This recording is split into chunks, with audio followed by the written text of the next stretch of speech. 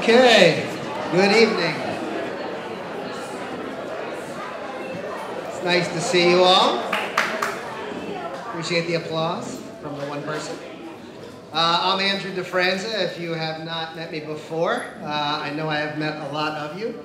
I am told that this is the first time the Senior Center has run out of chairs, so I congratulate you all on a great attendance. I'm sure we'll have a good time from here. This is Jason Etheridge from Lifebridge, who I'm sure many of you know. One of the good ones, absolutely one of the good ones. So here's the lay of the land for the next little bit of time we're going to spend here together. Everybody knows the bathroom is over there if you need it.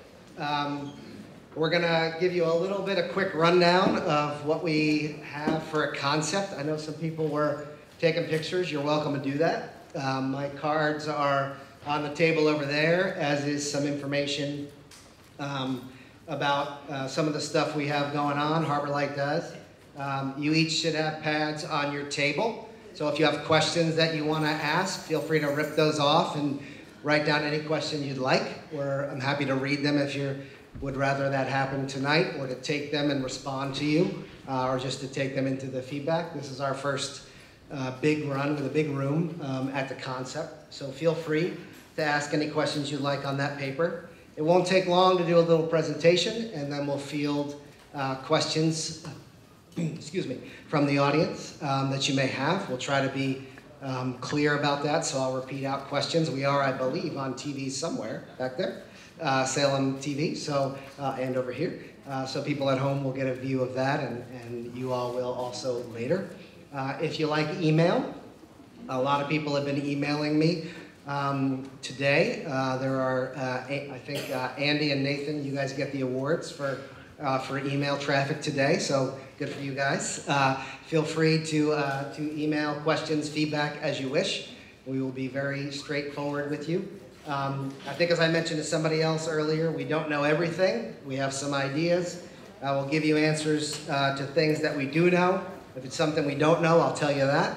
If it's something that's up for grabs, I can tell you that. And if it's something we need more information for, I can tell you we'll go back and get it and come back to you.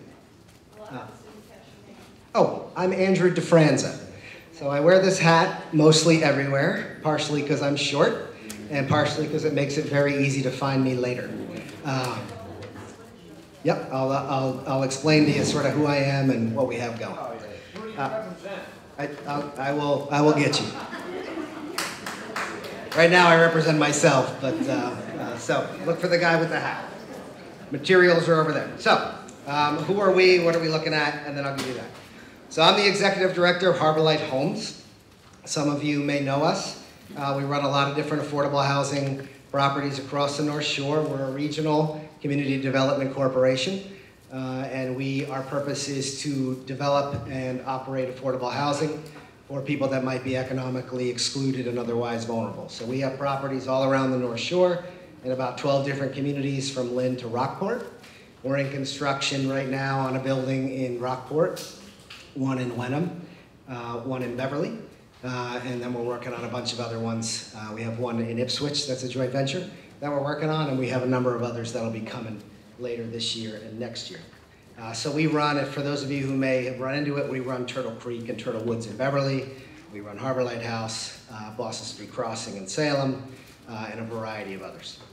So if you're curious about our work, there are a few documents over there that have our existing portfolio and the pipeline of projects that we're working on. I live in Beverly, just over the bridge by the Anchor Pub, so pretty close by. So that's who I am. We are partners with our friends from Lifebridge on a joint venture idea to try to redevelop a number of buildings that they have on Market Street that you all know, which is, I'm sure, while you're here. So I'm going to give you the rundown of what we were thinking about and why, and then I'm sure there'll be lots of feedback from that point. Okay? And my email, like I said, my cards are there.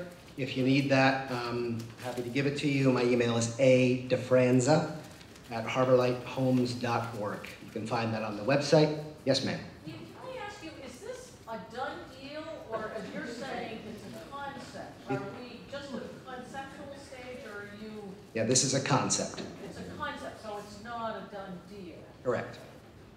Okay, so at what stage are you in terms of licensing and things like that? We're at this is the stage we're at. This is the first big community meeting. This is so people clarify on it, this is not a city meeting, right? So we're doing this to just talk to everybody and hear their feedback. You will see up around the room pictures of the boards if you want to see them later.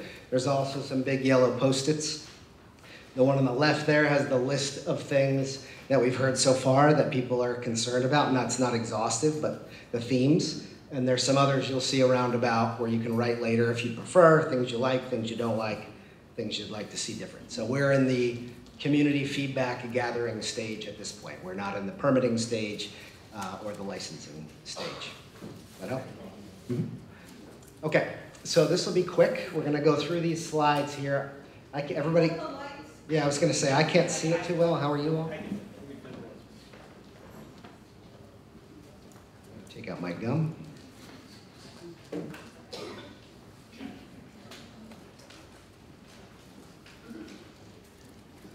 And we'll go through about 6 or 7 slides. They're mostly going to be the same boards that you see here, the physical boards that some people wanted photos of. And as I said earlier, this will be on Salem Cable Access, and we're happy to take questions. At this point, our goal is to get as much feedback as possible about what people think about this. And then ideally what will happen next is we'll come back to you with a revised version that says, here's all the things we heard, here's what we're trying to accomplish, here's some changes that we're making, what do you think of a revised version? So that's sort of where we are. Could you explain the purpose of what you're doing prior to showing us all the slides? So Sure. that the slides, in other words, you're joining with Lifebridge. So what is the purpose, the Yep. mission, what you want as an outcome? That's a great. And how it fits into Salem? Yeah, that's a great question, actually, thank you. Yes, by way of purpose. So there are some things we're proposing to do that are not about purpose, but there are all of the things we're doing for purpose. So we're partnering with Lifebridge essentially to achieve a few things, 3 of them, which I'll describe. And then there are 2 other side benefits that we think are helpful to the community. Not everybody will agree with that, of course, but they came along as a part of the situation. But our purposes are 3. The first purpose, as people all know this neighborhood, I'm sure, and where we are, many of you probably live to the back or around. So Lifebridge is here.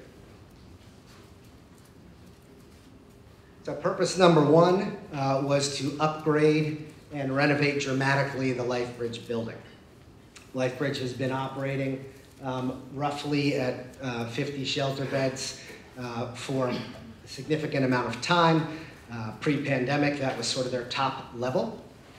Those shelter beds are all in a bunk-style dormitory.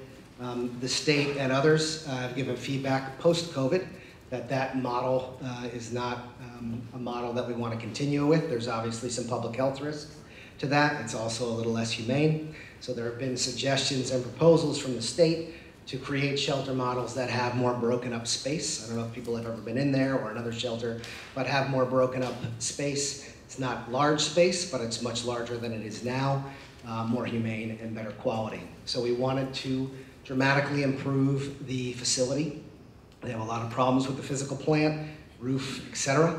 And so we wanted to improve on the capital repairs that they have now. We also wanted to increase the capacity of space for services so that they can be more effective in their mission of helping folks that are homeless recover from homelessness.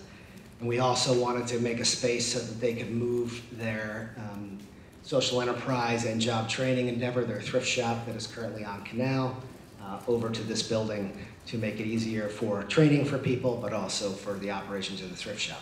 So goal number 1, the primary driver, which is a great question, is help Lifebridge be able to better fulfill their mission. In the process of that, we had 2 others, which are really more Harborlight, although we have these missions in common. We have other buildings in other parts of the region that house different kinds of populations. And in this case, Harborlight always will want to increase the volume of units that are economically accessible for essential workers, for seniors, for people with other vulnerabilities, adults with disabilities, people that are formerly homeless, seniors that are frail and lower income. We have buildings like this all around the region. So when we looked at this with the Lifebridge folks and said, okay, we want to help Lifebridge. Goal number 1, improve their facility so they can be more effective. Goal number 2 was we wanted to add some housing units, what we would call permanent supportive housing. So on Boston Street, we have 2 buildings in Salem that are permanent supportive housing for the formerly homeless. And their purpose is to help people recover from homelessness and be able to regain their independence and maintain it over time.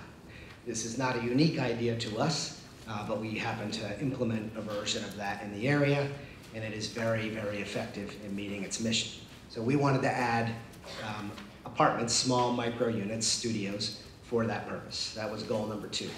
Add permanent housing units so more people could recover from homelessness. Goal number 3, for our purpose, was we wanted to add some supportive senior units, units that are for people that are elderly, lower income, and have needs for care on site. We run a lot of this. I mentioned some of the buildings earlier. Harborlight House is kind of the best example in downtown Beverly. And so we wanted to add some units for that as a part of meeting Salem's housing plan goals. And so those were the 3 goals, 3 missional goals we were trying to achieve. Better facility for Lifebridge, more units for people that were formerly homeless to recover, more units for lower income seniors in the community. Those were our 3 purposes. We backed into purpose 2 and 3. Our primary hook in the beginning was how do we help our friends at Lifebridge?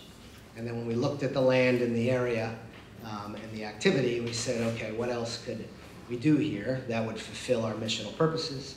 And that's how we landed on that. There are 2 other things we wanted to achieve, but they were in support of the mission goals of help Lifebridge, help more people who are homeless become independent, help more seniors. The 4th one, the extra goal, was to help the Christopher Columbus Club find a sustainable, long-term place to be. Though, to your question again, that was not our purpose. That was something that came up in the process, and so we think we're able to do that. And the 5th element, which again was not our purpose, but we thought would be helpful, is to create a new park on the corner, essentially where the Columbus Club is now, in exchange for the existing park. So something that would be new, similar in size, not to be smaller, and to be an improved quality and improved public access. Those were the 5 things. What about the trees in the park that exists now? We're 50-year-old, mature, beautiful trees. We are definitely not at the tree choosing stage, but it is a good question. They're not talking about choosing trees, they're talking about keeping those trees. I don't have an answer for you on that. I'm happy to take it, but I don't have an answer. We have not thought about the mature tree line yet. We usually bring in a landscape architect and figure out what's going to be where, what to add, what to keep. So that will definitely be part of the process, but has not been thus far. Have you walked the property? How could you miss those trees? Okay, the trees have been overgrown into the wires. It's gonna be a party. For a very long time. And I've called the city many, many times to have them trimmed, and I get no answer and no trimming done. They need to be repaired or replaced. So the trees are not a big deal. So I live at 10 Pratt Street. I live at 10 Pratt Street. I'm a property owner. well, I'll go through the slides. There's only 7, I believe. So you have lots of wax. For what it's worth, I don't know if you can say this on public access TV, but I have taken pretty good ass kickings in Hamilton and Wenham. But I have never had my ass kicked in Salem. So it was the first time for everyone. So I'll just go through these real quick. It won't take long, like 10 minutes. And yes, ma'am. Is there one question further, sort of along with, you refer to the population as homeless, but as my knowledge of homeless people is it's not that they're only homeless, that a huge percentage of them are mentally ill and require other services. It's not just homeless people, and first of all, what are they doing besides giving them a bed or an apartment to say, as you say, recover from homelessness?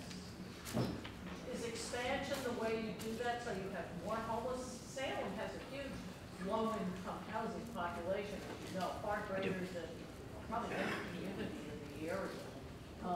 So it's not as though we're lacking in that regard.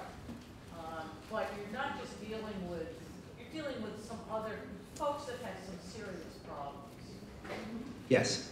It's a really long question, so I'm not going to answer it now, because the question was sort of operationally, what are the additional services that are going to be offered to meet the needs of folks who are homeless, meaning they don't have homes, but also may have additional issues that need support to maintain their independence and quality of life. Is that fair? Yeah. So that is a good question. I'm not going to answer it now because it's a big, long question, but it is a fair and good question. The short version is, yes, the plan is that there are augmented, the reason you do it this way is that there are services on site that you can provide to folks so that your mission is effective as possible. So you want to see people recover and maintain their independence, generate a source of income, have opportunity for education and training, and we see all of that on the regular. We really do have 6 more slides, but go ahead. This is the last one, and then I'm really into the slides. Go ahead. What are the services that you deliver to your patients who are untreated, mentally ill, or have major disabilities? So I'm going to put that in the bucket with her question, which is a big, long one, so I'm not going to answer it at the moment. But let me go through the real estate. I'm the real estate person, so we'll go through the real estate stuff. And on the operational questions, I'm delighted to get you as much feedback as you like from people who are smarter than me about that. I can tell you my background and what I think about it, but I'm not the one who operates the shelter programs. All right, so let's go. So we have the map. Everybody knows where they are. We'll go to the next one. Hypothetically. One quick question. What permits do you need or don't you authorize to use? Just a note from you, Andy. That would be sufficient, I'm sure. It's a great question. So there are a variety of ways. I told him we were done. I was going to go on to the next thing. You're making me break my word.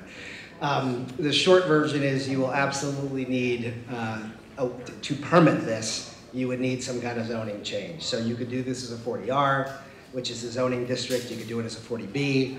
You could do it as a straight zoning change. There's a variety of ways to do it, but you can't do it under the current zoning, which I think is probably your question. Is that fair? Okay. So that's accurate. He asked how would you permit it and how would you deal with the zoning. So I'm telling you, you'd have to make a change in order to do this. You can't do it now.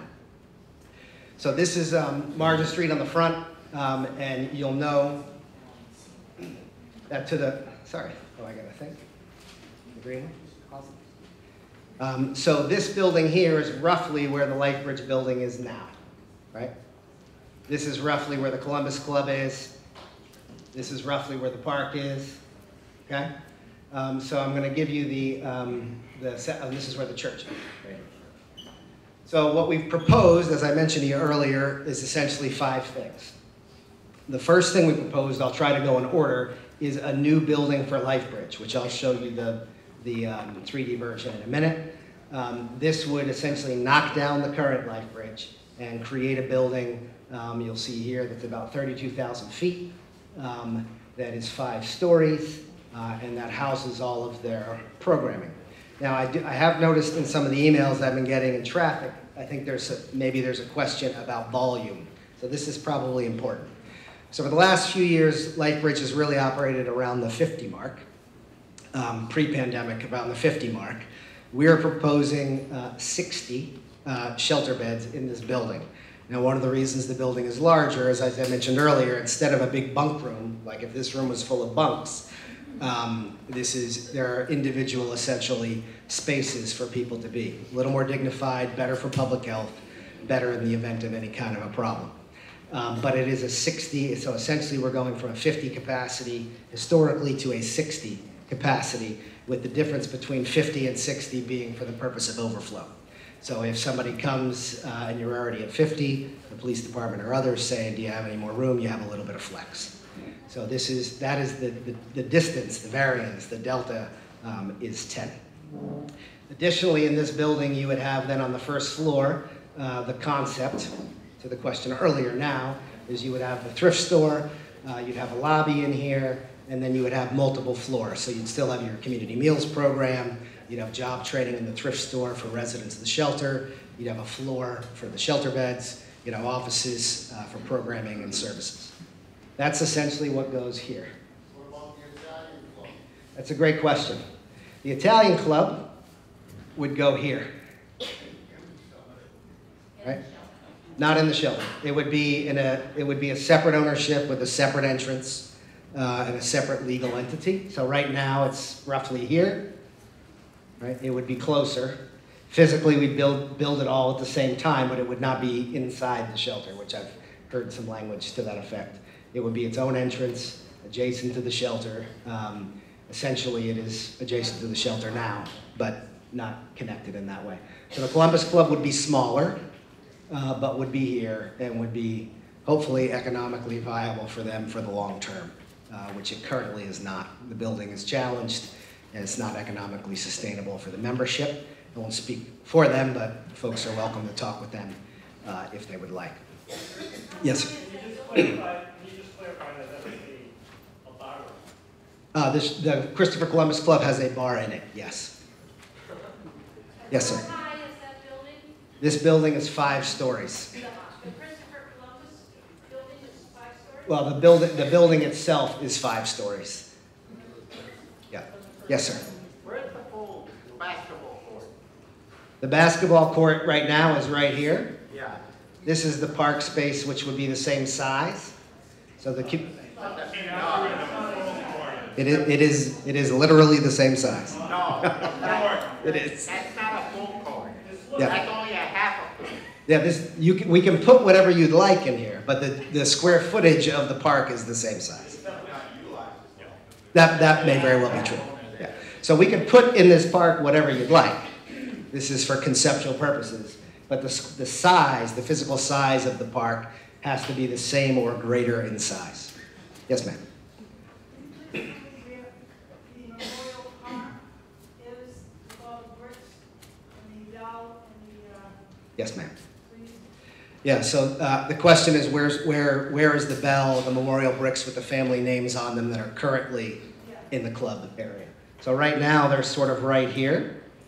The club, we've talked with the club about this and some others.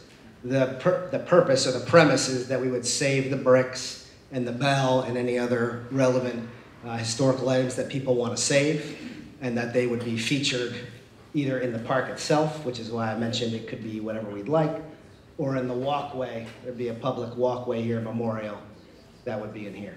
So we can save any of those pieces that people would like to save and feature them in the way the community would like. That's the expectation, is they would be saved. I'm going to take one more and then we'll keep going. Yes, ma'am. The Christopher Columbus Club now has a liquor license? To my knowledge, yes. I have not seen it, but I assume And yes. you're going to put a new one between a park where children are going to play. They're going to come down by themselves if they're a little older, but they have kids there. If they're younger, with an adult. And you're going to put it next to Lifebridge with people who have had problems with liver? That's the current situation. That's currently what you have, yes. But you're starting fresh. Why are you doing that? Because that's what's there now, and the club would like to stay there. You would build on top It of is the not club. the current situation with regards to the club. My son played in the park all the time, and the entrance to the club is significantly far away from the park. So it's not fair to say that it's the same. Meaning you have a club with a bar in it very close to the park and the shelter now. We could delineate the distance if you'd like. Sorry, Andy, go ahead. You were gonna build on top of the Columbus Club to reach Foxwoods. We're essentially building to the right of the club here. I need to check the elevation to see how, I don't believe their space goes the 5 stories, but I don't recall how high it goes. We'll be able to see it on the elevation. And they have obviously requests for what they want to see in their space, and that would all be up to them, either through a long-term lease or through a condo. This building in the rear, this would be the senior building. I'm going to show you an elevation of that, and there are pictures of it here, which you're welcome to take. This would be for seniors. As I mentioned, we run a lot of this now. This is roughly mid-30s units. This is for lower-income seniors, hopefully those who are in need of services to maintain their... Salem residents? So this question that gets asked a lot, the question was, would they be for Salem residents? So it is very likely you would end up with what's called local preference. Local preference is a state regulation, and you're allowed to have local preference for your community up to 70% under the state's guidelines. You would have to put that either in the permit, in his question, or in any kind of a funding agreement, or preferably in both. That's the best way for the community to secure that long term. So short answer is very likely yes, but. And did Seth Moulton do that with the money he's already procured, $1 million? He, Already restricted. no, that's federal money from Seth Moulton. You would want to do that probably with your local funds, which is what you have the most leverage over. Yes, that's pretty common, but yeah, go ahead. The 20-car parking space there, that appears to be part of this Lifebridge thing, but that's a pre-existing parking. Correct. That's for the neighborhood. Right. Now that's going to go away from the neighborhood because that's all going to be Lifebridge parking. Well, this is still a public lot. But the driveway, it's right in Lifebridge. Right. So the people who park through it, who don't have off-street parking and park there, forget it. Right, right, it's a public lot. We don't have any It's a public control lot, there. you're doing it into your little design here. Right. And I'm saying that you're building 90 or 100 residential units here, and you've got 6 parking spaces Mhm. and 2 handicap spaces. You don't have the 26 in 2. Those Right. 20, Right. you're gonna, that's, you know, you say it's public, but the way it is there, all the senior citizens Mhm. who, you know, if you're gonna have 50 or 60 senior citizens there, Mhm. just think all the handicap plates you're gonna have. You know, I own the 3-family on High Street. Now, the High Street, is that gonna all be handicap parking Right. spots up there? This parking thing is ridiculous. This whole setup here is ridiculous because you're not providing adequate parking. Every residential unit should have 1.5 spaces per zone. And I know that this is kind of a federal, you know, 41, you know, all this other stuff. I understand that. You're gonna get away from that. This is gonna be a nightmare. I have plenty of off-street parking. I'll probably rent it up a space for $1,000. I'll take it. Yeah, so I would say one of the reasons we backed into these models was because we were aware of the parking concerns. So Harborlight House, for example, which is this same model. I've been at Harborlight for 16 years this October. It has 30 units. We have never, ever had anybody with a car. You haven't built this 0. downtown Salem. It's the same population. This is gonna be Halloween night. Yeah. 365 days a year. Yeah. No. No, I'm saying the use of the building. This is for frail, low-income seniors. The odds of anybody having a car is incredibly low. I'm just telling you.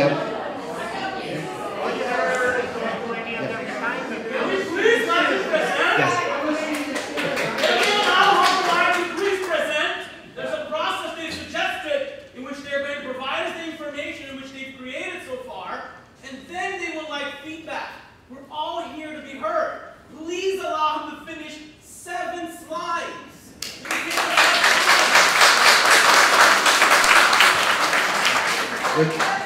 We're doing good. We're on slide 2. We're doing well. I'm looking at Pratt Street, the building that is facing Pratt Street. Yep. Now, Pratt Street is barely wider than your average one-car driveway. Right. How will it work when a senior center needs police or fire care? How will it work when those vehicles go in hour after hour, both for the traffic as well as for the neighbors on the other side of the street? So your question is, how will the police and fire get back there hour after hour? Yes, it's a very narrow street, so there's going to be a lot of traffic on that street. Mhm. Much of it with help vehicles, fire trucks, and ambulances, and police cars, the kinds of things that typically happen when you have an elderly population. Yep. So we run, this is helpful to, I think, to know, is we run a lot of elderly housing. This was my comment earlier. And you're right, there may be some fire and some ambulance. There certainly will not be hour after hour, right? It's not that level of frequency, but there will be some. And the fire department and the police department both would have to weigh in on this, which they will, they always do, and tell us what the turning radius has to be, where they need to go, how they have to get there. We have had them, many times require us to move things, to move buildings around, to adjust lanes, to change structures and systems to their satisfaction. So generally our take is whatever the police and fire tell us we have to do, that's what we have to do. I don't know the answer to that yet, we haven't heard from them, but we will, and we will have to do whatever they ask us to do. You're welcome. Slide 2, still, it's a good one. So this is the senior building, as I mentioned. This is 4 stories with a mansard roof. I'll show you the slide in a second. This is roughly where the church is now. This was a difficult one for us. Originally, we had proposed to knock the church down. Where we ended up with after the architect's discussion is we were able to figure out a way to save the facade in the front and use the front door essentially as the front door. And so the facade of the church would stay here, and we would build out the back of it and up the top. And so this is 51 apartments. They're small studios, roughly 300 to 400 square feet. They all have their own kitchen and their own bathroom. This is essentially what we did on Boston Street. And this would be for formerly homeless individuals. There would be services here that Lifebridge will be running for the population in the shelter. This is a separate legal entity with separate financing and a separate building. And inside of here would also be services. This is short to your question, sir. So there would be both a property manager, a maintenance person, and a case manager on site just for this building to support folks in their pursuit of their own independence. Access to health care, access to health insurance, access to income, and access to any kind of training or employment that would be helpful to them long term. That's generally what we focus on, also in terms of maintaining the tenancy, and it is very effective over time. Are those the PSH units? PSH. Oh, permanent supportive housing? Yeah, so PSH is usually, the question, sorry, I tried to repeat that. The question was, are they PSH units? Which is usually a HUD acronym for permanent supportive housing. That is certainly the idea here. Sometimes when HUD uses that acronym, they have particular technical definitions, and this may or may not be that, but It's not this. HUD that uses it though, it's kind of become a Yeah. generic within the industry. We understand that you're the real estate guy. Yes. So we hope at some point in the presentation, we're actually going to get the sociology person up here. You won't tonight, but yes. Who talks about the model Yep. and why this model was chosen Yep. versus a scatter site model. Yes, and if it's comfort for those kind of folks who are curious about that, by way of history, I am the real estate person, but I come from the social service side of the game. So I started out working at a homeless shelter when I was in my early 20s in Atlantic City, and I ran a homeless shelter in Milwaukee, so I come from that side of the world. I did not come from the real estate side of the world, so I'm a little bit of an odd duck that way. But you have a license, right? What's that? You have a license, so you're a licensed person, correct? No, I do not. Have you ever been? No. I'm a developer. Talk like one. Yes, I have to deal with a lot of them, so yes. Yes, ma'am. I can't see you, I'm sorry. Yeah, Please. question, you keep referring to a separate entity. Yes, sir. Is Lifebridge being a separate entity, but the Christopher Performance Club being a standalone building? Are these in fact going to be condominiums? What type of ownership? You're not kind of clear on where the ownership is. Is Lifebridge going to have? Yep. Is this going to be a Lifebridge condo? It's a great question. You're trying your best, but you're not coming clean here. I will continue to persist. And to follow that up. Yes. You mentioned, I've counted, you said 5 stories 9 times. Yep. I got the clicker in my pocket. Yep. Okay? Why can't we take the first story of that building where the existing church, unfortunately, is not there, okay? Why do you take the first floor and create a parking spaces on that first floor?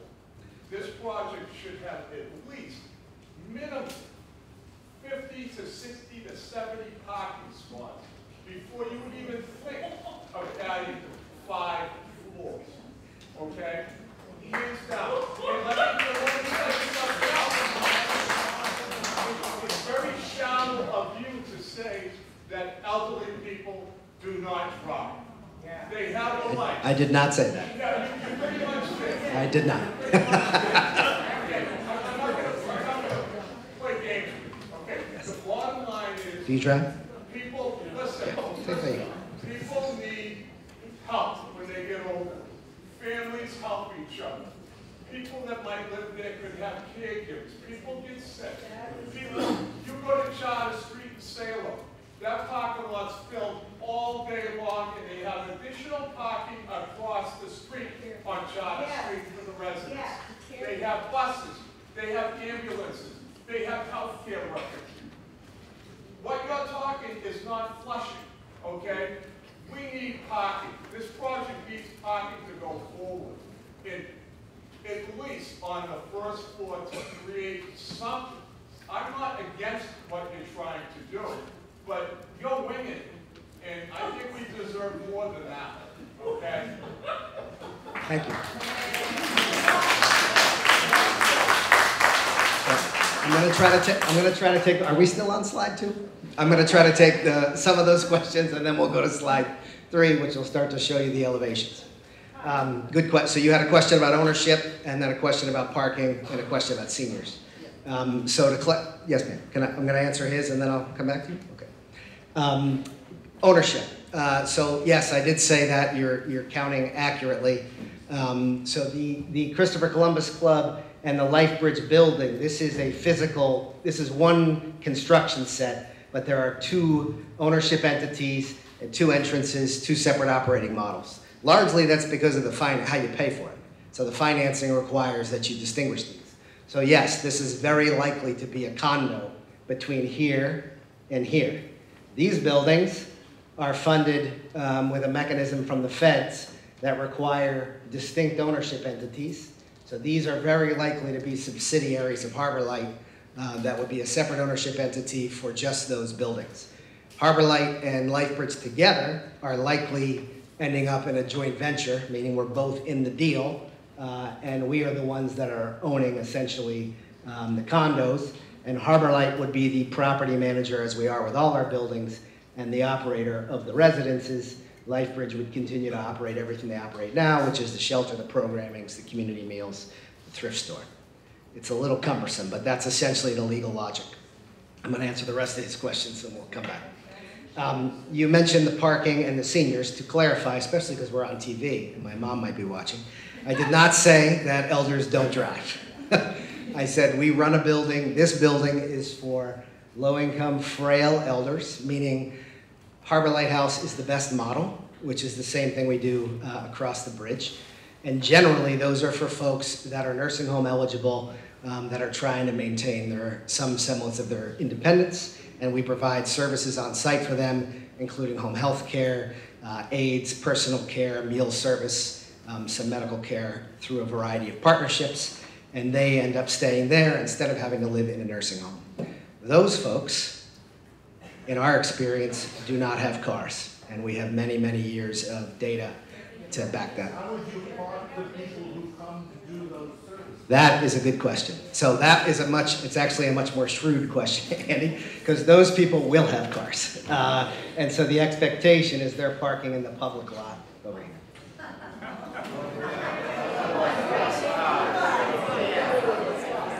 So I had a question from the woman in the back, and then the gentleman with the green shirt, and then I'm going to try to go to slide 3 to the guy I can't see in the corner back there.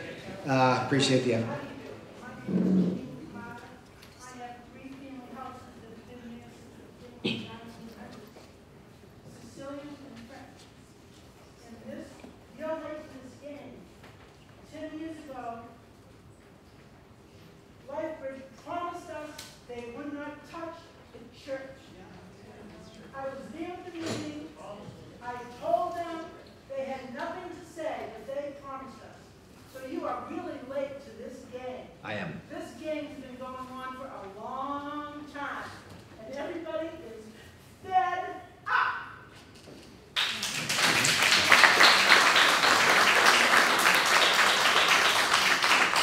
So you're correct, I am very late to the game. And Joe, standing behind you, also gave me information about the church and the promise, and you're correct, I was not involved, I'm very late to the game. And I'm gonna take the guy with the green shirt because he asked. That's not an answer. It wasn't a question, yes. She had a comment. It's not a good response to her comment. Okay, Late to the game. I am late to the game. What does that mean? Promises were broken? It means I didn't make the promise, but I'm here right now. So who is responsible for those promises? I don't know. Your partner, Lifebridge. Yes. And Lifebridge did not stand by those promises. So why should we think that anything they are proposing would be right or fair to us? They've lied to us for 15 years. I was not involved, so I cannot answer. But I understand that you don't like the answer. Involved now. I am involved now, but I'm telling you what I'm gonna do. Come up with answers. To say I wasn't there is too glib a response. I'll work on a non-glib one for you. That's still a glib Yes, response. it was. Actually, it was on purpose, but go ahead. The woman with the glasses in the front, I believe. You came to Lifebridge. Lifebridge didn't come to you. Well, we work with Lifebridge a lot on different projects, so we're in conversation all the time. Well, you didn't answer my question. Yes, that was also on purpose, but go ahead. Yes, no, we talk all the time about ways to help each other. I could not tell you who came to who around the original idea. That's dodging it. It's the best I got. You know what, this is a real big hot button issue for Salem. None of us are in favor of it. It's like you guys get together, the people in the community are gonna lose. I'm glad we have SATV here. Yes, So everyone me in too. Salem can see this. It's out of character with the city. This is a tourist city, a historic city. This is gonna create a mess downtown. Sorry. No, that's okay. That's why we're here. Thank you.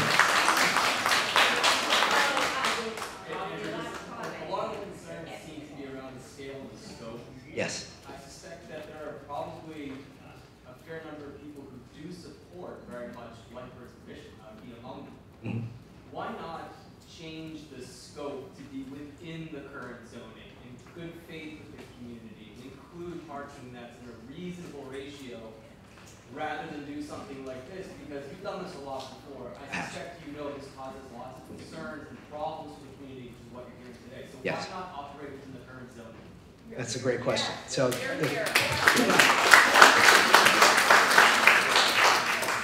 the question was, why not operate within the current zoning? So it's a great question, Nathan. So I'm going to do my best to answer it.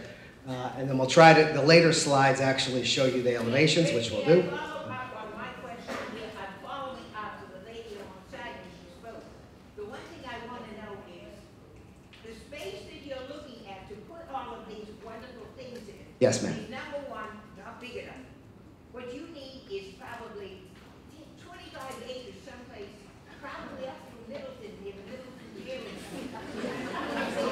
I'd be delighted to work in Middleton. I thank you for the suggestion. And the other thing is that you are coming into this city and building all of this, but you want to use all of our services. You want our police and you want our fire. Every service that comes into this city, we've got a power plant down there. We have got a sewage plant down there. Everything here in Salem, but they never give back to Salem. And once again, this is another project that is going to take even more. I'm not against homeless people being in our city, but every city in town should have a place for their homeless too. I agree.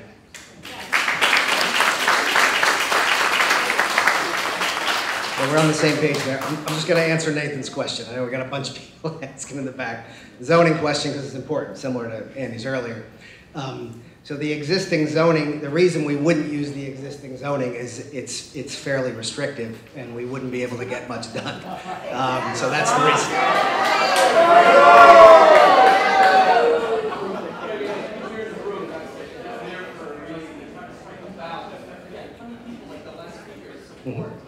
Sure.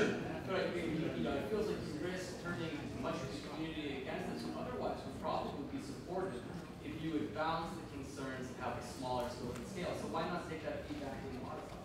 Well, we definitely will. I mean, that's the purpose of being, but I'd be very straightforward with you about why, which was your question. But part of what you see around here is in terms of the tabs and asking for feedback, is we would like to hear what are the things that you're asking for that are possible and we could still meet our mission. So I was clear in the beginning, this is what we're trying to achieve. So if you said to me, you need to do A, B, C, D, E, you should say that. That's what the purpose is that we're here for. Now we'll come back and say, all right, we can do this one and that one and this one. This one we can't do because I can't control gravity or whatever it is, right? And just be very straight ahead. My guess is at the end it'll be more like what you would like, but not all the way there. And I can probably, have some guesses as to what that would be like. But that's absolutely what you should be doing now. Usually in our first pass at a meeting like this, we want everybody to say everything that they want to say at first, and then we're trying to glean feedback as we go. So please, for everybody, if you have questions or feedback, write it down. If you want to email it, email it. If you want to write it on the board, do so. If you want to tell us now, do that. So we're happy to hear, what I'm so far by way of feedback is make it smaller and add a lot of parking. That's what we're hearing, right? Which I think to your question, sort of, is that likely? Probably not. Is there a version of that that's likely? Maybe. But you have to be specific about it. So. Consider any Yes. other locations besides this location, for example, the vacant lot here, or any place else like Highland? Marblehead would be great. I support the Marblehead motion. Other locations, or are you just saying, we're coming downtown Salem, we don't care about the neighborhood? You can swear on TV. I did it before, so if you want to. But no, so the only reason we're looking at this site is because the site is already controlled. So there's not like a specific, we want to be here because we need to be here. This is the land that's owned. So if there was other land, like if we own this lot, fine. If we own a lot in Marblehead, fine. You don't own the playground. No, we do not own the playground. That is correct. That's correct. And we don't own the Columbus Club. That's correct. All right, so I'm going to take the guy in the red shirt because he was standing up, and then the woman in front of you, and then the guy in the back. Are you familiar with Salem State South Campus? I am. We have over 100 existing dormitories there that have been shut down. Yes. And the whole campus is available for development owned by the state. Yes. Have you considered that? I believe that the bid has already been awarded for that to Avalon and Wynn. I don't know if anybody's here who knows that. So I believe that it's a great idea, but we don't control that site, and I believe someone else does. There's 400 homeless there now.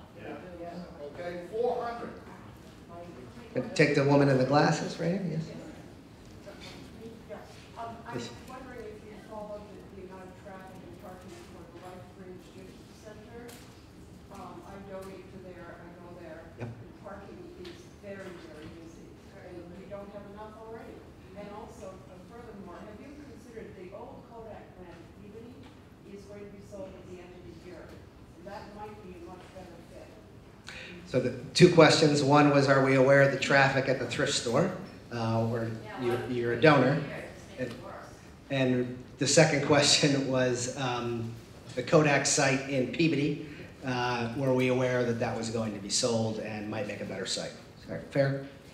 So yes, we are aware of the traffic. It's on the list of concerns we've heard multiple times. And it's one of the things that we're looking at and thinking about is it viable to put it there? Programmatically for operations, it's better for what they're trying to achieve because you have people who are essentially living in the building who also can participate in the work opportunities, but we do understand that the traffic and the parking for that would be particularly difficult. So it is on our mind and on our list. I was not aware that Kodak was being sold. I don't know by whom or for how much, but I was not aware of it. But we're happy to, we'll look at any site. We do it all the time. Gentleman in the back. Simple question, can we go to slide 3? I would have called on you first if I knew that was the question. All right, let's go to slide 3. You'll have lots of wax. Don't worry. Oh, I need to give it.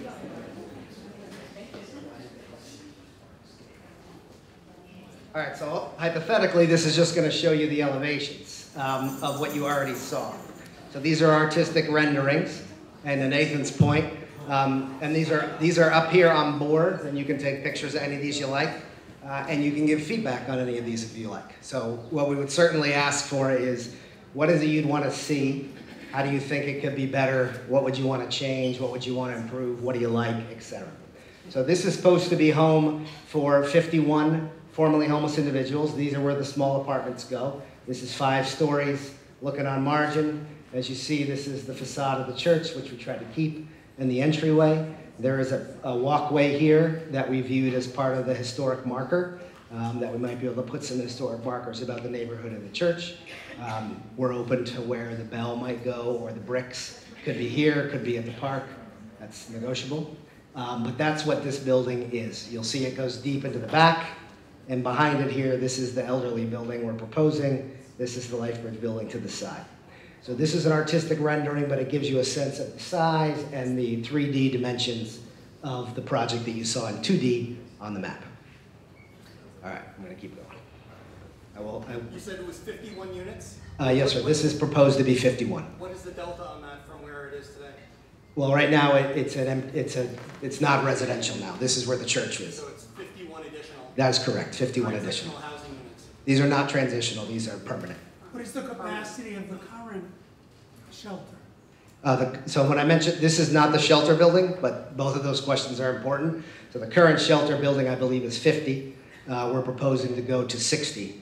This, though, is 0, which is really your question. Nobody lives here now. This is programming space. So this would be 51 additional apartments in that site. I'm sorry, ma'am. This is all formerly homeless individuals, so they could be seniors, but they don't have to be. No, the seniors in the back. Oh, I believe the senior building in the back is 36. But you said that was 4 stories plus the mansard or senior? Yes, the senior, yeah, we'll give you a slide of the senior building too. But this is 1 story less than what you said. That is correct. Yeah, this is 5 stories right here. But no, I'm talking, sorry, about the senior building on Craft Street. Oh, yeah, 3 stories in the mansard, so 4 total. You said 4 plus the mansard. No, I'm sorry, 4 including the mansard. Yeah. So do these people drive? No. No, they don't drive. Only to your house. Yes. No driving. But the staff will drive, which is Andy's question. So so the buildings we run that are for formerly homeless individuals now, you'll get a couple of drivers, but very, very few, like less than 10%. So I mean, it's data. I can give you the data. So. Yes, ma'am. I'm gonna take this woman here who hasn't asked the question yet. Go ahead. Will there be any units in the new Lifebridge building on A, or is it just? That's a great question. 3 buildings, but there's only units in 2 of them? Yep, that's a great question. So the only reason, so the shelter would be in the Lifebridge building, which I think we got, right? So that the original shelter essentially goes back where it was, but it's an improved space, and there's a delta of 10 slots there, so 50 to 60 in terms of historic averages. It's very likely there are no other residential units. There is a possibility, depending on how this goes, one of the existing buildings they own that's adjacent. How many units is it, 14? 10. So we're not sure yet how that 10 units go. If we had to move that, we'd have to move those people either into the new building or into the Lifebridge building, but there's 10 small units that would have to go somewhere. So it's not quite known just yet what the increase in population is going to be compared to today. Correct. The best, sorry, I'm going to say that because that's a good question. The question was, I think rephrased, is do we know the delta of the population increase from now until this was done? It's not exactly what you said, but close. So I think there are 3 things we do know. One is that the shelter capacity would go up 10. We know that. The building that is the church now, to this gentleman's point, would go up 51. So 61 total, 10 plus. Great question. So I'm talking about people and units. 51 units, 51 people, because they're all single room, single person. Shelter beds, single people, 50 to 60, so that's 10. And then the elderly building in the back is 36. That could be, depending on how that goes, that could be a couple. It's unusual, doesn't happen much, but it could be. So 36 units, probably 36 people. And one more follow-up question. Yes, ma'am. The senior building that would house 36 individuals. Yes. Will that be designated solely for senior citizens in perpetuity? Yes. Or is there a chance in the future where it would become all units for homeless population? That's a great question. So the question is, would the senior building be seniors in perpetuity, or could it be converted to homeless units later? So the short answer is it would be senior units in perpetuity, and the way to achieve that is to have it in the permit, so that it's not changeable. Okay. I think you guys are homeless seniors. I'm sorry, sir? Aren't the seniors are homeless also? No, not necessarily. They're seniors. They don't have to be homeless. You do aging in place. Well, you would if you could, but you typically what happens? They're homeless. Nope, not necessarily. Yes, they're not necessarily people. So people who move into our elderly buildings are not necessarily homeless. You could have a widow. You could have situations like that. It's very common. And you wouldn't do aging in place for them. Well, you would. We have no control though over their aging in place where their home is, if that's your question. We wouldn't be. You're asking why we don't support aging in place where they live? We have no influence or control over where they live and how that goes.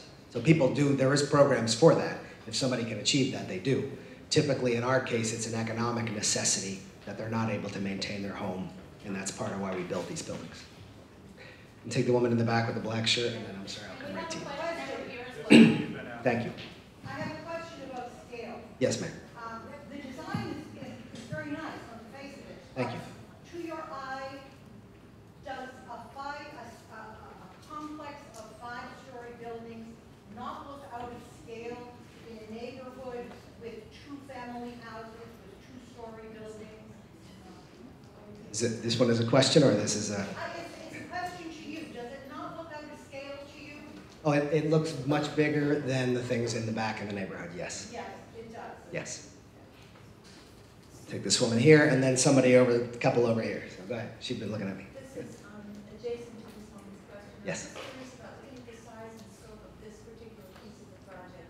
What is the impetus behind the expansion in a neighborhood that's already dense and historically significant? Yeah, so the question is, what is the impetus behind the expansion in a neighborhood that's already dense And historically significant. and historically significant? Right. So the impetus is what I think what we said at the beginning, 2 points, which is we control the sites, and our missional purpose is to help people have housing. And so when you have site control is incredibly difficult to get. And so when we have an opportunity to hold a site, we want to missionally create as much housing as we can. You control the sites. Not all of them. To Joe's point, we don't control the park, and we do not control the zoning, and we do not control the club. We control anything that Lifebridge owns is controlled in this. And there's a couple small buildings around it. Yes, ma'am. All right, I'm left-handed, which is my fault, so I pivot left. So I'm going to go to this woman on the right, and then to you. So you're talking about the homeless population for Lifebridge. What exactly are you saying? Men, women, children? What is it specifics? Are they going to be co-ed? Are they going to be divided? Or? We're talking about the shelter now, ma'am? Yes. Yeah, so the shelter itself is adult. This is not this building, it's the one to the left, but this is not a family shelter, which will be a different program, but this is for adults. As far as I know, the gender is not specific, so it can be either, any gender. I'm sorry? In the space?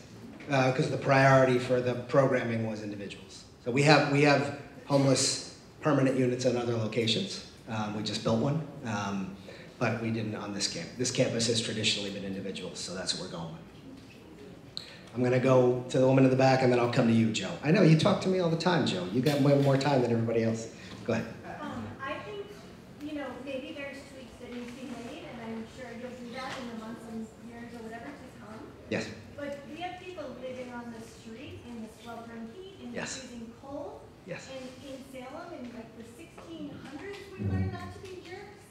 And I think there's a lot of people here talking as though they're talking for the whole group, but understand there's a lot of people here who are very glad that you are working on this project.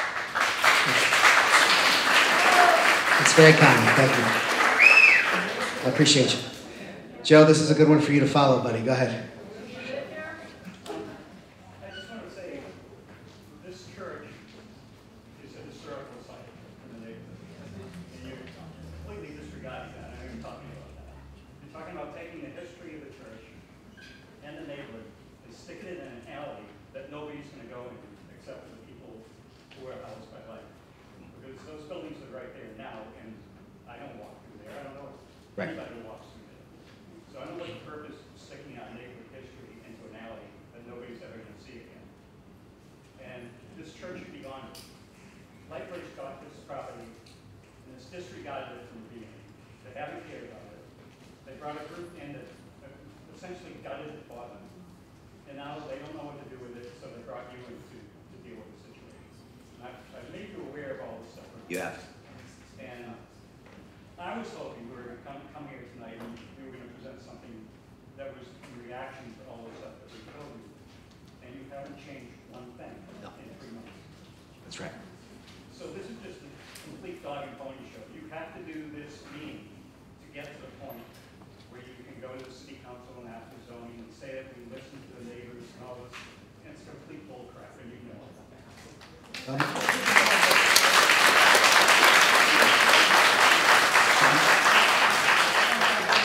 the beginning of this, when the responsibilities were brought into the room and showed these renderings, and it was on us to bring it out to the community, and half the people didn't believe us when we told them what it was. Anyway, we did that. Our initial shock was about the size, about the taking of history, about the seizing of a playground by a group with no Salem citizens running it. All people from out of town, want to help the homeless, as long as it stays in Salem and not in their town. And we want to help the homeless too. And we've learned a lot through this process. Not just about the buildings, we've gone on the street, we've talked to people on the street, we understand their concerns. We have somebody from our neighborhood who's run programs like this and realizes how out of date this idea is. A giant rooming house for the homeless is not the way to go. There are houses that can be bought, people can be put in group housing and get better care than this, and that can be done without disrupting a whole neighborhood, a whole community, a whole city.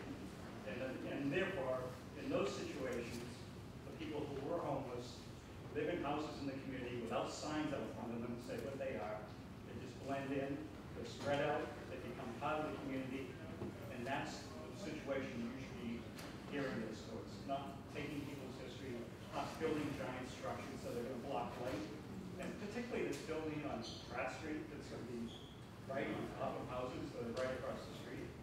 There's no consideration for the neighborhood, no consideration for the city. You just said it. It's your job to go in and kind of do what you do. There's better ways of doing it that can integrate the community that we live in and that we love and that we want to keep.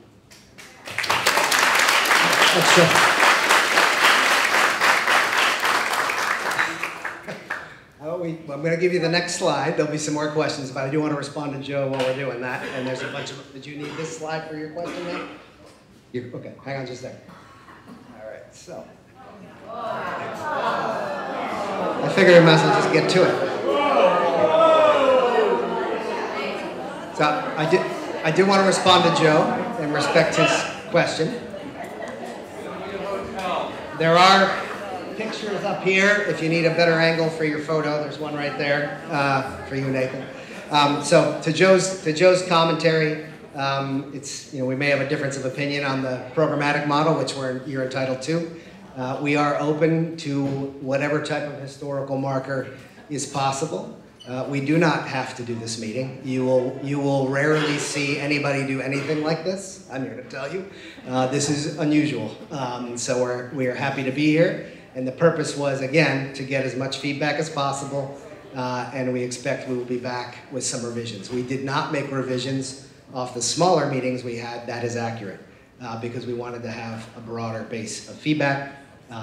But that's what we're happy to do. So I'm going to take the woman in the very back behind you, sir, with the Under Armour, and then I'll come to you. Yes, ma'am, you. Yes. You're talking about a population, I believe, about 147 people at the end of it. I'd like to know what other facilities Harborlight has that has that kind of population in the Northeast.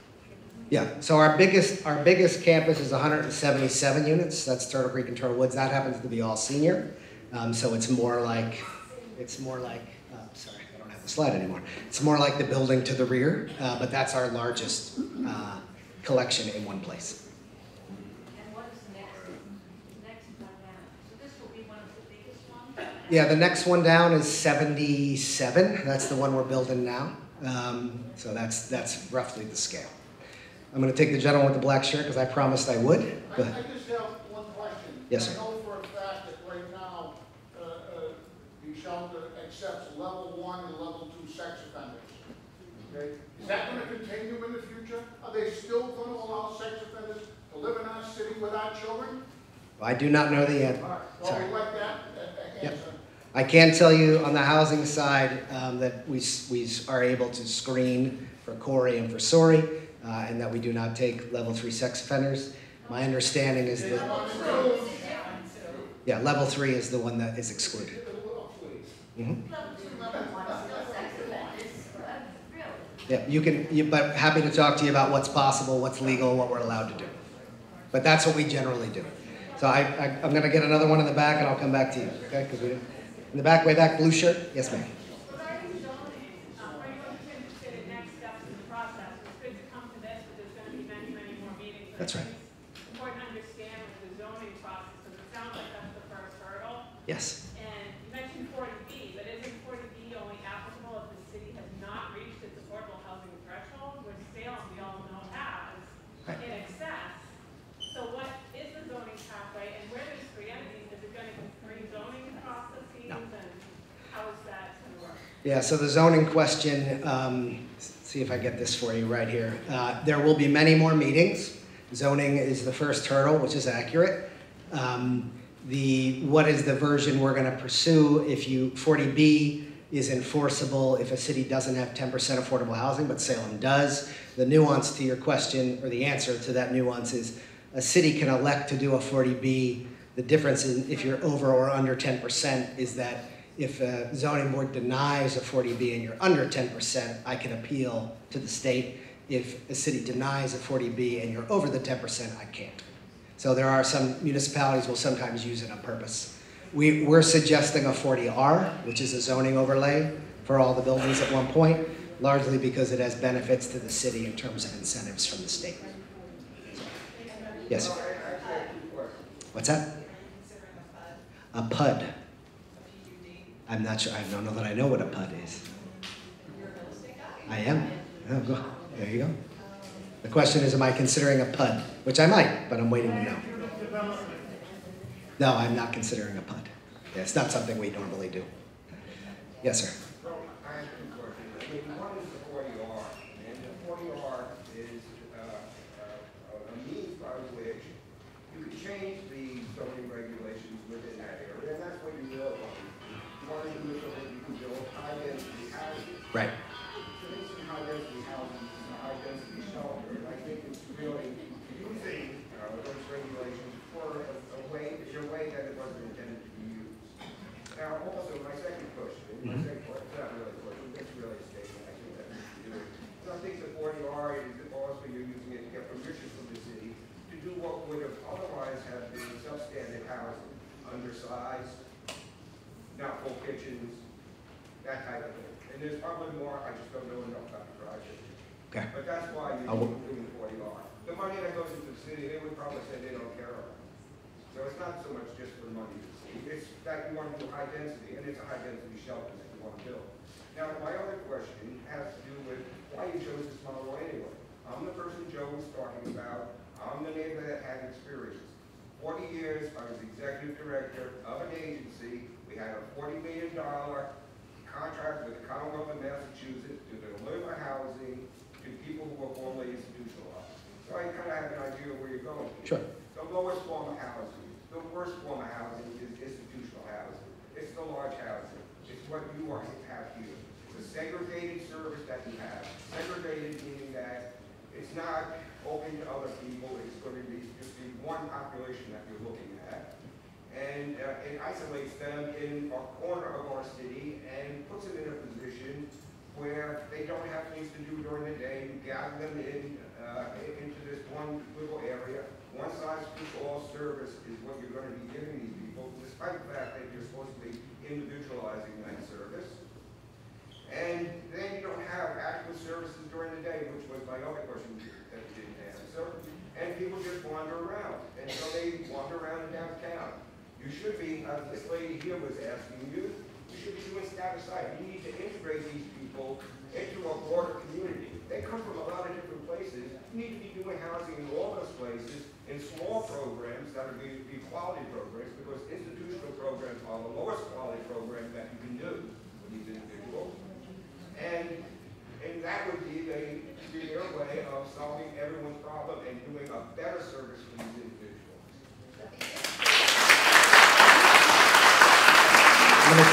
Thank you. I'm going to take the two gentlemen in the back, and I think I know what you're going to ask me next. So I don't? You're not going to ask me to go to the next slide?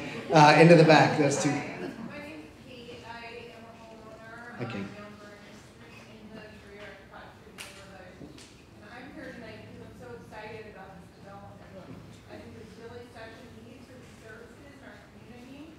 My 4-year-old often plays at the park that we replace. I'm sure he'll play at the new park. And I want to raise him somewhere that respects the dignity of human life. So I encourage my neighbors to really think about what we want to prioritize. Lifebridge, Harborlight are trying to provide services to people desperately need them. And we can talk about the design, but I really am very grateful for the work that we're doing. It's very kind.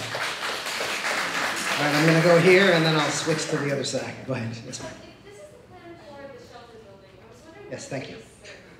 Oh, is this not it? It is. No, I was. Yeah. I'm just wondering, like, what the day center would be, like, how the warming and cooling shelter is going to work in this Yep. situation. And is this mostly just like, supportive housing, or is this going to be also shelter beds? Yep. Great question. So I think the question, if I get this right, is this the shelter building? The answer is yes. So this is the front of that building. It is 5 stories, as people described. The hope was to put the thrift store on the bottom. And then to your question, it is, so the shelter beds are in here. So they were, historically, they had up to 50, but in like a bunk style, right? So it was everybody sort of in one room. So we're going to 60, which is the 10 differential, and then they all have sort of a, the state is kind of encouraging this separation of space so that people are not so close together. That would be on one of the floors. Yeah, so is like, there going to be like a designated warming shelter space like there is now, or like what is the... You want to answer that? Yeah, so if you look at the church where the day center exists now, it would now go into that building as well. So there's going to be a day center? As well. Yeah, okay, so there's going to be somewhere. In this building. Yeah. Is there going to be a lottery for the penthouses? They're only on Tuesdays. The Columbus Club is essentially on the left side. I have an issue with that. What is going to happen to the day center and the current overflow beds during? Yeah. So this is a good question. What happens to the shelter and the day center during construction if we get to that point? We will end up staggering the construction. So we'll probably, this is a guess now, we'll probably have to use the former church building and the Columbus Club to stagger the construction. So one thing will get built at a time, folks will be in one spot, that'll get built, they'll go back into that spot, whoever there are. So we had to do this a little bit with, when we did Boston Street, because there were 2 buildings. So we essentially, one building ended up, we waited till one building was empty, moved whoever was left there to the other building, demoed that building, and then switched into the other one. So it, That's also going to happen to the Seeds of Hope residents, or is that the Seeds of Hope residents, which are the existing, essentially permanent housing, will continue. There is, I think you asked the question about what else will be in here. There is one of the buildings that's 10 units that we're not sure yet based on the architecture if it would end up in this building. So that's a possibility that those units would end up there, but we don't know that yet. during construction though, they would also be staggered in the same way? Yeah, we would have to accommodate everybody who was in place. Sometimes if it's an apartment building, like the existing Seeds of Hope building, you have to do a temporary relocation. So like we did the Cabot Y a couple of years ago, which is similar, and we ended up renting like 25 apartments for a year. Will that still be in Salem, the temporary relocation? It is exceedingly likely that it would be in Salem. So the relocation rules usually require you to be as physically close as possible because people have existing networks. Yeah. Okay, I'm going to try this side because I have paid a lot of attention to this side of the room, and then I'll come back. Yes, ma'am, blue shirt. I don't think I've heard from you yet. I did promise you. You're right. I'll come next. Yes, ma'am. Are you sure there are 50 beds now? I think I looked at the website, it said So what, yeah. Yeah, so that when I mentioned the 50, what I'm saying is their pre-pandemic historic level was 50. That was as much as you had seen. Their during pandemic was lower. So that's why I mentioned the 50 and said historically that's been their cap. That's the cap, so the website that says 36 now, that's accurate now? I don't know that. Yeah, it's Close. It's right about full, we were fit four more beds in since the pandemic ended. Or 40, yeah. 40. Yeah. And then it said you have, it expands another 18 beds in the winter time. What is the plan for this building? Are there also winter beds in this building? Right, so the idea in this building was we would use the historic 50, we would go to 60 for design, and the 50 to 60 would be the buffer for the overflow. So 60 essentially is you're thinking about the 18 as an expansion, essentially that's the 60. So that's the winter beds, not more beds for winter that are added? Is that not correct? No, that's, we're going to cap it at 60 with this current design. And then another question. Yes, ma'am. You said there could be a preference for Salem residents. My understanding is that the developer has to elect to have that preference, but it only works the very first time. The very first units when they come online, there could be some preference for Salem residents. After that, it's open as a lottery like most buildings are. Is that correct? Close, yeah, so I answered this for somebody today who's probably here, but so the way the lottery works is you essentially, on the first time it's occupied, which is usually massive, right? Meaning there's a lot of people that apply. We just did a building in Beverly, it had 38 units, 10 units set aside for homeless families, and we had 500 applications. So the lottery is big, right, and then funnels down. So in that case, your original question is the developer doesn't have to elect the local preference. We can, or the municipality can require it, or a funder could require it. So I'm essentially saying to you all, it should probably happen in the permitting process and in the funding process, so that Salem, the things that Salem as a city controls, they have leverage over and they get it there. So that's the answer to your first question. The second one is you're correct. At the beginning, when people apply, that's when the local preference is applicable. So you want people to apply, especially to the elderly building. This is a little bit of a tangent, but a lot of what we see is adult children are maybe supporting their elderly parents' process, and they usually wait too long to apply to things. So we get a lot of calls with somebody who says, my mother needs a place next week. And I can't, I have like a 5-year waiting list for elderly units. I can't do that. So we want people to apply, especially for the elderly units, even if they think, I'm not going to need it for a while, because then they're on the waiting list. But yes, you're correct. The waiting list. As part of the permit process, we would have to make that a requirement. You wouldn't necessarily ask for that. Well, I would suggest it like I'm doing to you now, but from a legal standpoint, the permit is what enforces it, or the funding contract is what enforces it. And then if you want to comment on how we feel about this, your input. Sure. I'm very much for a better distribution system, and not having a centralized. Sure. Very important not to have this kind of concentration. Thank you. I did promise the gentleman in this book on the back, and then I'll I'm come. happy for you to move to the next slide if you want to. I would love to. My question? Yes, go ahead. I saw a question on this one. Okay. No. I have a question. Go ahead. I think it's important for us all first to assume good faith whatever anybody says. So if I say something, don't assume that I'm anti-homeless. I have concern for anyone that's living on the street, but I think it's very important to also recognize that this is intruding into a neighborhood, and that I encourage everyone that is supportive of this project to consider the neighborhood. The question I had is specifically about the park. What is the process that you'll have to go through to take our parkland and transfer it somewhere else? And what is your proposal to address the 13 mature trees that are in place? That, guessing by the look of the people in this room, most of us won't live long enough to see 13 mature trees, first off. And secondly, it's right in the middle of a DCR map that designates the area as a canopy desert. So we're going to add to the desert, we're going to be subtracting from the tree population. The question is, just to repeat, what is the process for the park? How do you acquire essentially rights to the park? And what's the plan for the 13 mature trees that are on the site?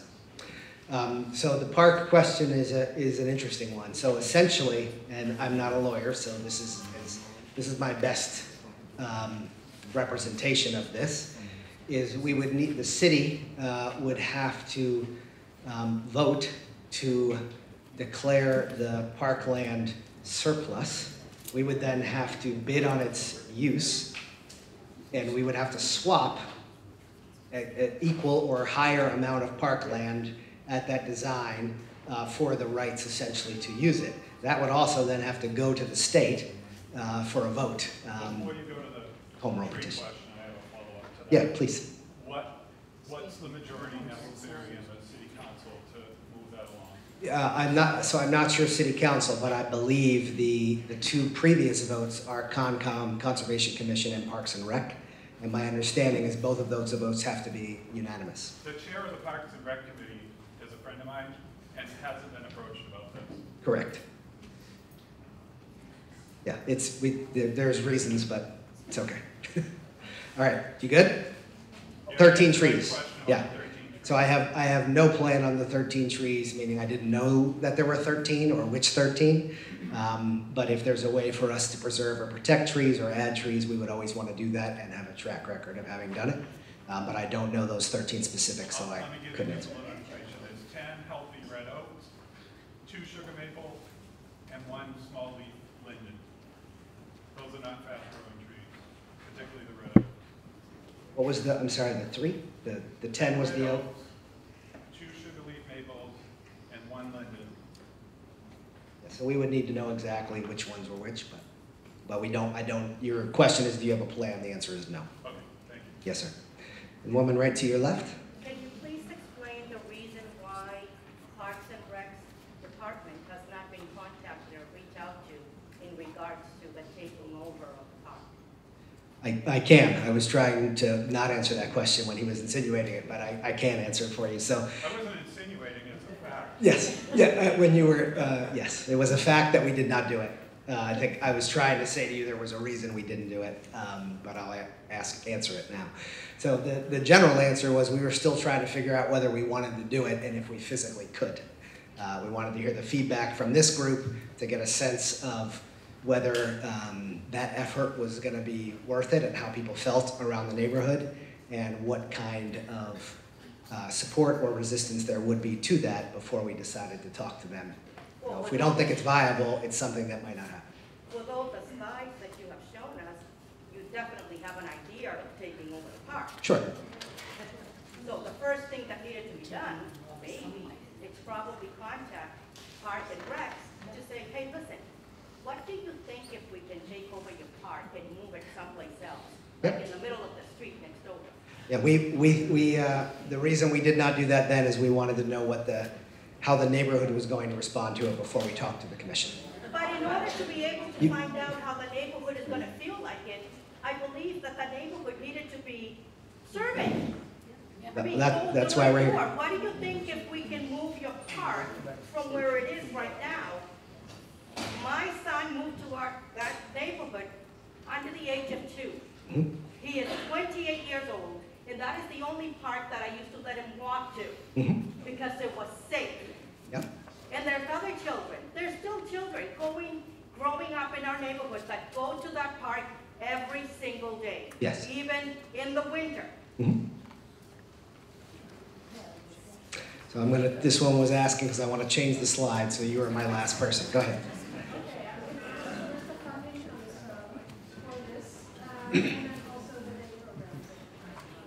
So the question is, where's the funding coming from? Are you specifically interested in the shelter building or all of them? Like shelter building first, and then you can describe. Okay. Sure. Yeah, and so just out of respect, especially for the people that are standing at 7, I'm going to go a little while longer, and then we'll hang out. People have more questions, and you will have more bites at the apple. So the question on the funding side for this building is this is all philanthropy, this particular building. The other residential buildings are essentially a combination of low-income housing tax credits, subordinate debt from the state, bank debt. So it's sort of a normal stack that we would do. Each one of our deals is about 10 or 12 sources of money. And so the elderly building and the formerly homeless building would resemble that kind of financing, but this is all philanthropy. Okay, so then Salem doesn't own any part of that, the hillside, The city, you mean? yes, the city of Salem. They would, you mean own the building? Right, no, any part of what you're doing, they would have ownership of any aspect of what you're doing. Well, the city would own the park. So so operationally, the city would continue to own, even if the park moved, the city would still own the park. Okay. So if you're asking about who's responsible for operational costs, the city on the park, us on everything else. Good? All right, a couple more elevations for you here. I can make this thing work. Yes, so we pay, depends on in terms of how the layout goes, we pay taxes on all of our buildings residentially. So if you look at Harborlight's website, we have we've paid this way. We've had millions of dollars of taxes paid. I believe the club and the shelter probably would not, but the residential buildings would. This way, Jeff? Yeah. That was a question. The question was about taxes. Yes, ma'am, in the back with the plan. Before you change the slide. Yes, ma'am. Can you make the floor plans available? Because I'm having a hard time understanding if we go from totally 50 beds to 60 beds when we have 5-story buildings. So that's one question. Yep. Plan for all the buildings. So we Yep. understand what's in them. And then secondly, I have to say that you said we have to build something at this scale because we control property is not a really good answer. Yeah, I think that's a fair point. I think just to clarify what I said, is I'm not saying we have to build it to this scale because we control property. I'm saying the reason we're building it here, of anything, is because we control property. And I misunderstood, I thought you were very clear, it's gonna be something very much like this. Yeah, no, That's not what you said?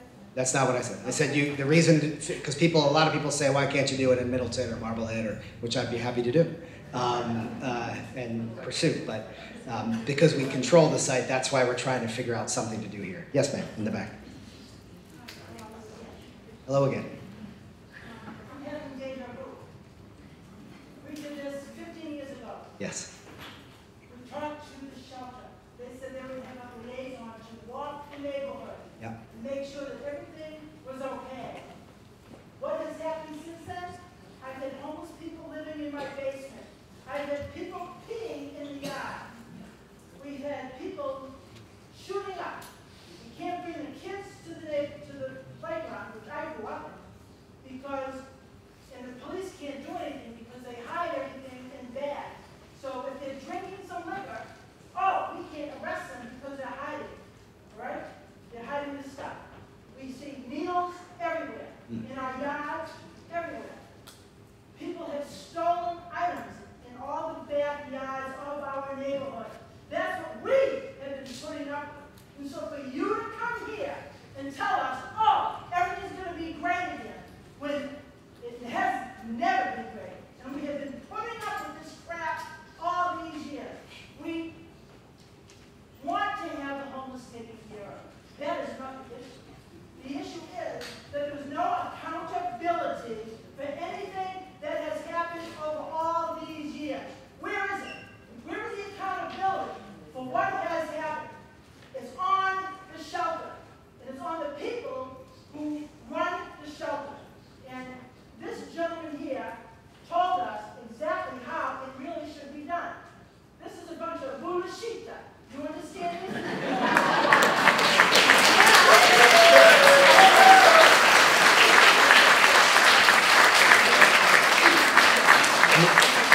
I'm going to assume that was not from the French side of the family. I know, you told me. Yes.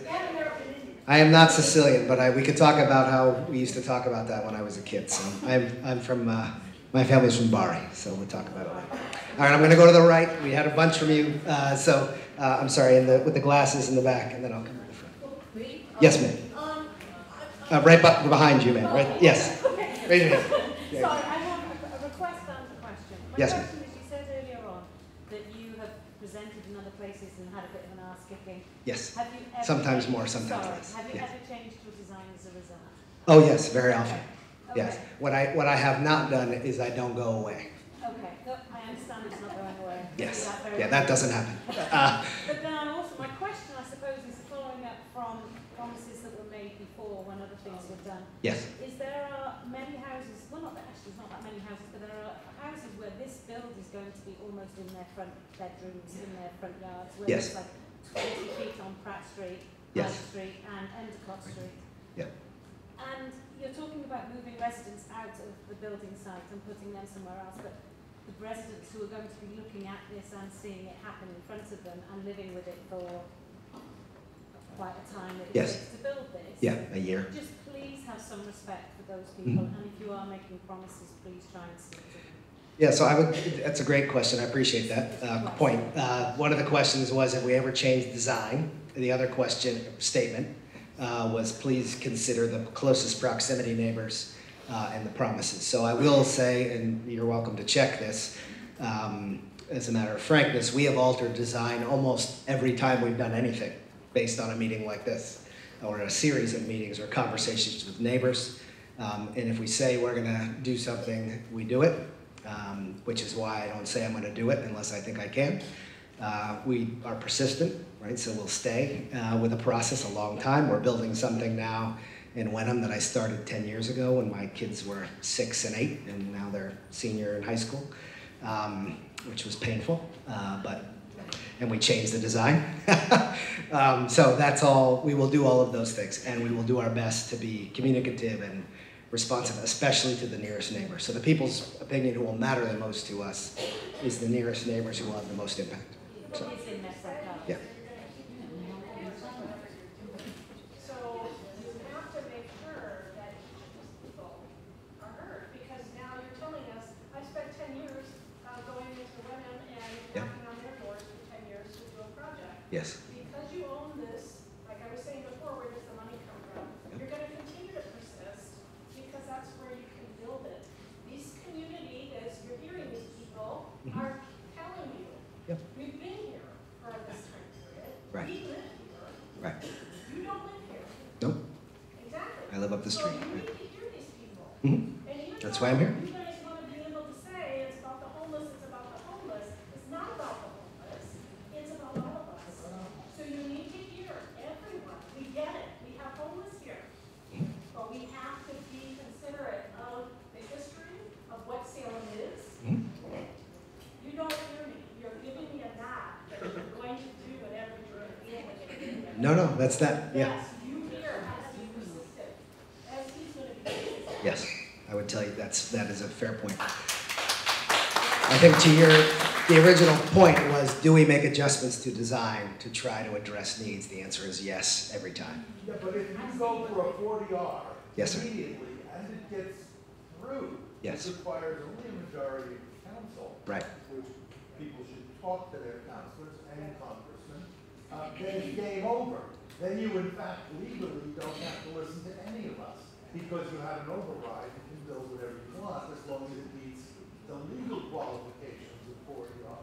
That is- There is no more review past that. Is Cor- that not correct? It's correct in a legal terms. Thankfully, we're not strictly a legal entity. So as a practical matter, you don't get the 40R approved until essentially the community and the council is comfortable with the design. So you don't get the overlay and build something else.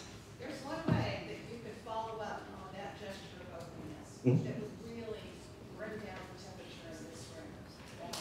The opening premise that you started with, which is, there's gonna be a building. Yep. And we'll design. I mean, and you guys can give input to the design. Yeah. So that's not where the board started.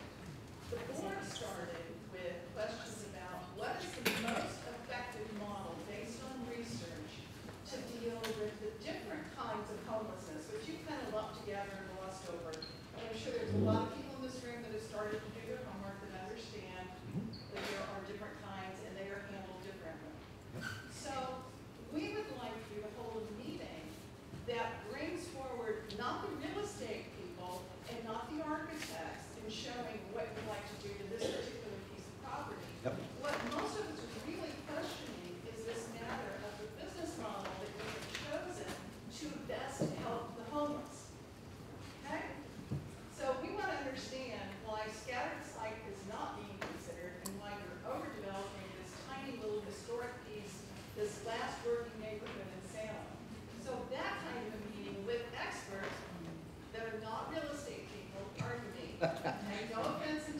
I'm doing my best.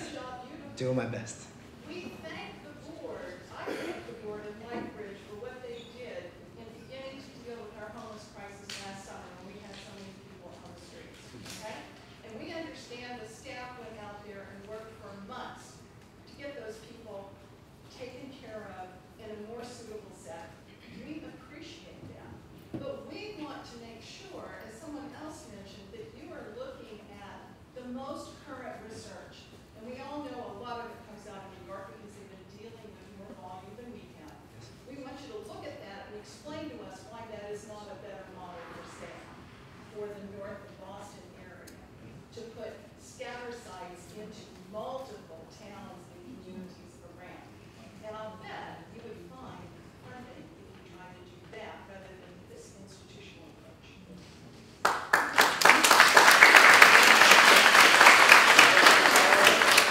Okay, so I'm gonna go one more slide, the woman in the glasses in the back, and then I'll go to you. You keep saying you control the site, what this woman just said. Yeah. You can sell the site Yeah, and use that, and it's gonna be worth a lot. you would, it would be worth a lot to a market rate for-profit developer, yes. Is any thought given to that? Because I just want to nail it here. We haven't looked at another site, and you do not want to look at another site. Is that- No, I would say we have not looked at another site. I would say Is that. that something you might consider? I think it certainly we would consider it. I think what I would suggest, the question is, would we look at another site, and have we looked at another site? And to the point where a number of people have made the suggestion that smaller, less institutionalized environments are a lot more successful. That's something you might look at, especially since you are a pro in this particular industry. I am a pro, you're right. You know? Yes, I have a lot of disagreement with the model question, but it doesn't seem to be this is maybe not the place, there may be another place, but, sure. Yeah, we have not looked at other sites. The reason I would say that for you is it is very difficult. I look for sites all the time, and it is incredibly hard to find sites. We picked this one because it existed. We did. Yes, that's why. I'm gonna take the woman in the back. This is, last one, though. This is your. I would like to add to what people are talking about in terms of size and height. Yes. One of the issues that happens now with the current is that many people who are homeless come seeking shelter and for whatever reason are turned away. Perhaps they're drunk, perhaps they're stoned, perhaps they're violent. I understand that. The shelter would not want to bring those people in.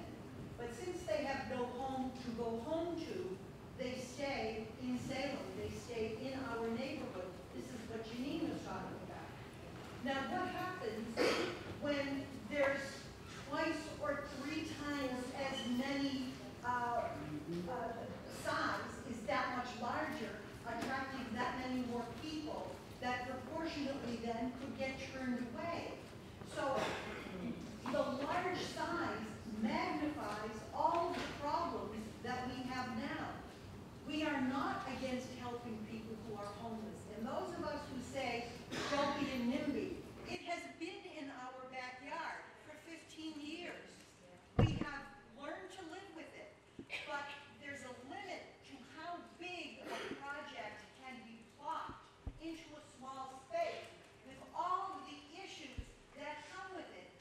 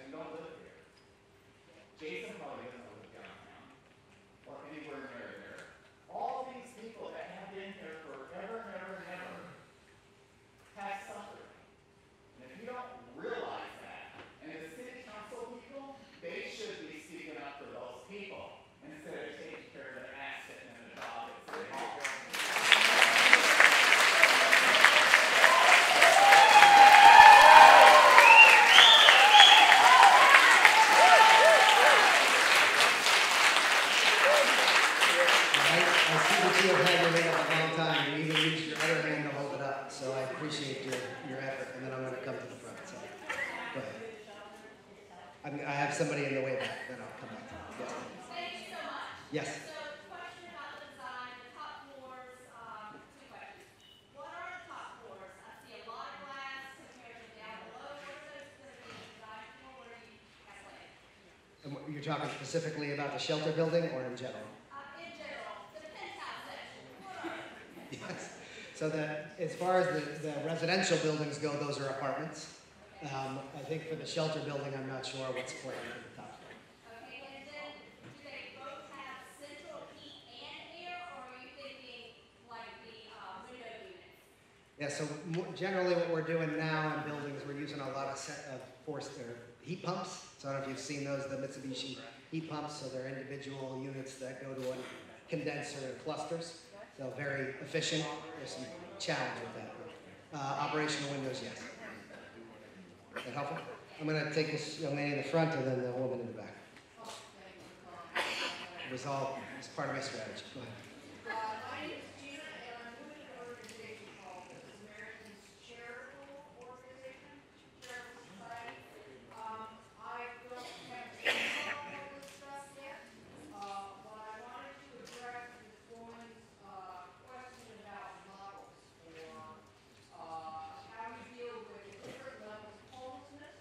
We are actually putting on a symposium in September here in Salem.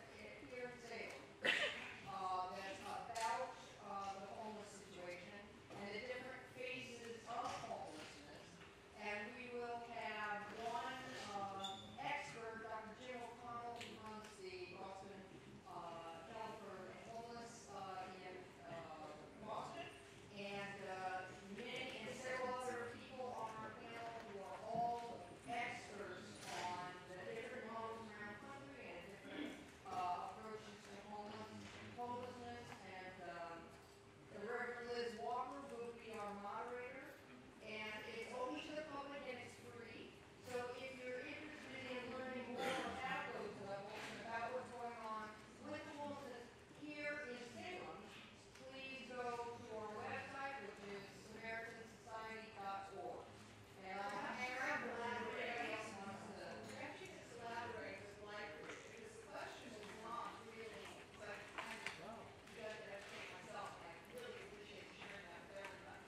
The question is what the Lifebridge board, their decision process, their evaluation process in choosing to perpetuate this institutionalized, highly centralized model. Because, so perhaps the two of you could collaborate and put on a joint program that provides some education, and then we get the openness into what was the board's decision-making process for choosing to expand in the Salem location rather than looking at other models. That's really the question. Jason's actually on our panel. Well, that's great. So Jason, perhaps you'll do that. This is fun. We've had several great questions from other groups, and it caused us to start to think about how to secondly solely on model position. We have our Vice President, Dr. Jonathan Williams, actor, who's really at the forefront of all of this. He was on last year to help us through this process. So it's appreciated. And I think we want the opportunity to also talk about it. Jason is definitely a gift. We have a great leader locally, so we're benefited by that. Yes, ma'am, the glasses, and then I'll come back to you. First, I want to say sincerely, you are really good at this.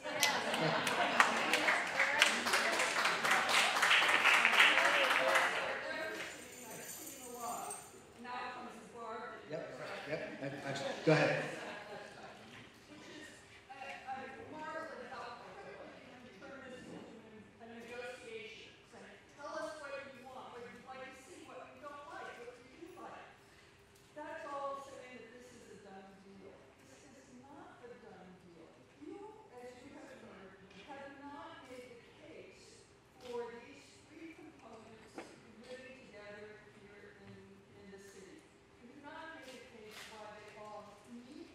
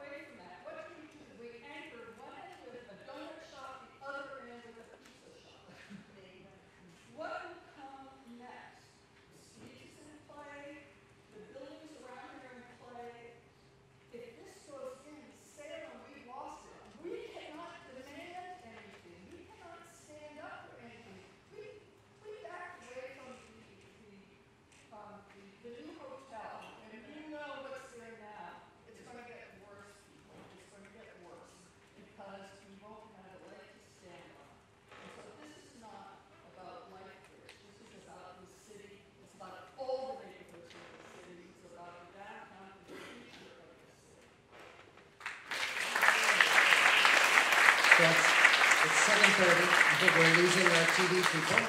And I believe we have to exit. I'm going to take one from the woman. I will stay here. One from the woman in the pink and then one from the gentleman in the back. And then I will hang out if people want to talk some more. Yes, ma'am.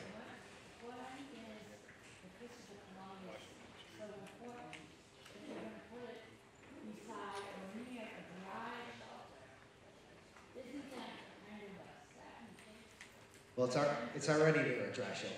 Yeah, well, you know what? People, they throw everything else. And so the Columbus Club could just decide to stay where they are.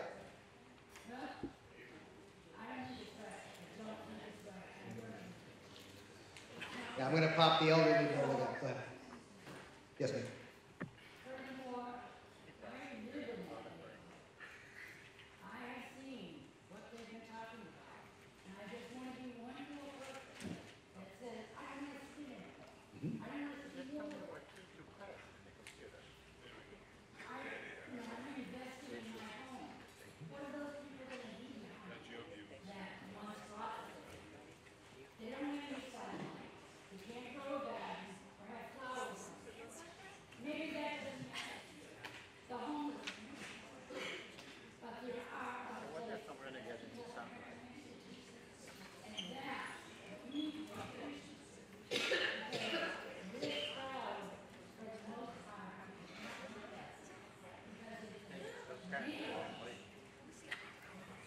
Take the gentleman in the back because he's been waiting a while, and then I'd be happy to chat, and there will be more opportunity.